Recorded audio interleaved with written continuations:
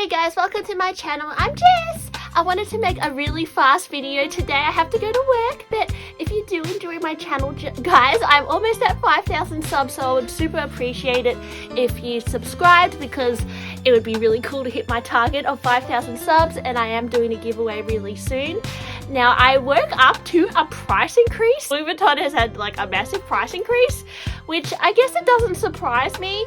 I was a bit silly and sold like my whole collection only recently, and I had a lot of mini pochettes. I still have a few pieces, but I think honestly, guys, the prices now for me, it just doesn't make any sense. Like, Louis Vuitton is starting to become so expensive, and it always was, guys, in comparison to like other brands. It's always been, I guess it's designer, so it's expensive, and as demand goes up, the prices go up, and it makes sense. But I thought I'd let you guys know that in Australia, there has been a significant price increase on the mini pochette. So it's gone from 785 Australian dollars up to $1,080 for the plain mini pochette. So that's a 37% price increase. So honestly, guys, like 4 years ago, I was buying the Christmas animation ones for like $480. So now the plain one is $1,080. So it's more than doubled the price in, 4 years, which is, I mean, what's it going to be like in another 4 years? Like $2,000 for a mini pochette?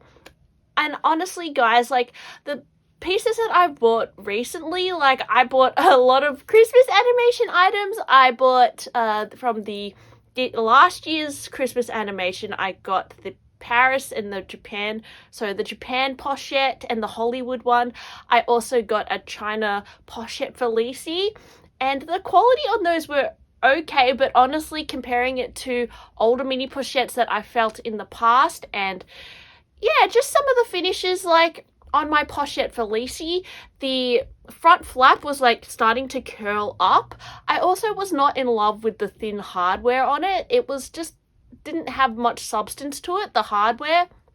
And I just think that when you're paying that much, so I paid $1,760 for that pochette Felici, I believe, or 1,780 Australian when it came out, and now they've gone, the Felici, the plain pochette Felici is gone up from 1,810 to 2,160. And I just don't really think it's worth it, guys. Like, as I said, the canvas was quite thin. It was doing this curling thing. And I would rather just not buy it, guys. At that price, I don't think it's going to hold up. I met a lady only recently who, I've noticed that a lot of people who own the Pochette Matisse or who have owned it for many years, it does show significant signs of wear and tear over, 5 years or so. And this lady I was speaking to had a Pochette Matisse. She was wearing it, and she said that she's had it fixed at Louis Vuitton a few times where they've reglazed it. And her whole strap, she said she'd been wearing it for 5 years as a daily bag, and her whole strap, all the lacquering had peeled off. The hardware at the side, so the clips, all the gold had like completely faded off. It was just completely silver. And I just think that if you're spending like, how much is the Pochette Matisse now? Like 3,000, almost 4,000 probably Australian. I just think that if you're spending that much on a bag, like a daily bag, obviously not like a delicate Chanel bag, that's going to probably fall apart in 5 years as well if you use it every day, but there are some bags that are designed to be everyday bags, and I think Louis Vuitton monogram pieces are designed to be worn every day, and if they're not holding up after a few years, why are they so expensive, guys? Like, it doesn't make any sense to me. This lady's Pochette Matisse was literally falling apart, and she decided that she wanted to get a Celine bag because she thought the quality might be a bit better. And I would agree, guys. I've just noticed that newer Louis Vuitton pieces, when you really use them, like put them to the test, they don't always hold up. Like, the canvas is thin, it can peel, it can, the hardware, especially the hardware, like Louis Vuitton hardware is like the worst, guys. Like, it fades really fast. I just don't understand why they would increase their prices this much and not improve like really obvious defects that they have with their pieces. So guys, the key clay. So just to show you guys, I bought a few key clays. I have this one and the monogram one, and I don't use them anymore. I used to use them as card holders, but now I just use my Loewe one, and I used to put my keys in here, but I found that putting my keys in here, they were too chunky, so I don't really use these anymore. But back in the day, these were like $280, I think, Australian, or $260. The new price for these is now $450 Australian dollars for this. So this costs as much as like a mini pochette 4 years ago now. Again, the quality on these is a lot different to 5-6 years ago. I could definitely feel the canvas feels different.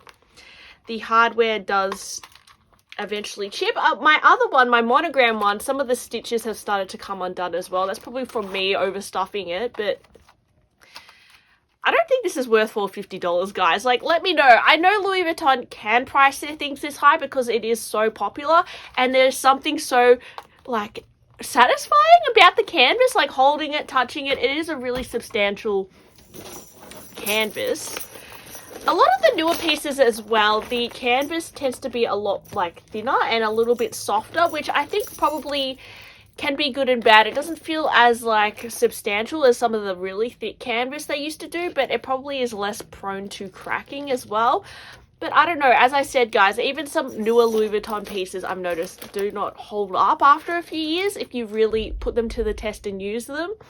So, I don't know, for me, like, Louis Vuitton is probably not a brand I'm gonna be investing into for the next year or so. I just think that the prices are really stupid now, and the experience I've had with some of their newer items as well is not, like, amazing. I've always noticed, like, small flaws in everything I buy. And even like this, guys, like the bottom is going all like wavy. Like, why is that happening? I haven't even used this that much, and it's already showing like little signs of wear and like fluffing around here, and that shouldn't really happen after a short amount of time, I don't think. And I know Louis Vuitton is not as expensive as like Chanel and Hermes and that sort of thing, but like the other day I met a lady who had a really nice looking Bolide 31, so an Hermes bag, and she had been wearing it for, yeah, similar, like about 5 years, and she said she bought that pre-loved for about 4,000 Australian dollars, which is a really good price actually for a Bolide 31, and she'd been wearing that a lot, and it had aged quite nicely actually. It had this nice sag to it, the leather looked really gorgeous, it had this nice luster to it, and the hardware wasn't all like faded and chipped off. It still looks like quite nice, like it had aged quite gracefully. And I think if you're buying a designer bag, it's good to buy ones that age, like kind of mature and look better with age. I also find I have that sense with a lot of vintage Chanel bags, so not all of them, some of them age a bit yuckily, but so something like this, it is obviously aged, and I was going to sell this, but now, I don't know, I really appreciate pieces that do age well. This one you can see it's crinkled and it's aged, but it's developed like a really nice kind of patina to the leather, and the hardware is still completely intact, and it's solid, like really beautiful hardware.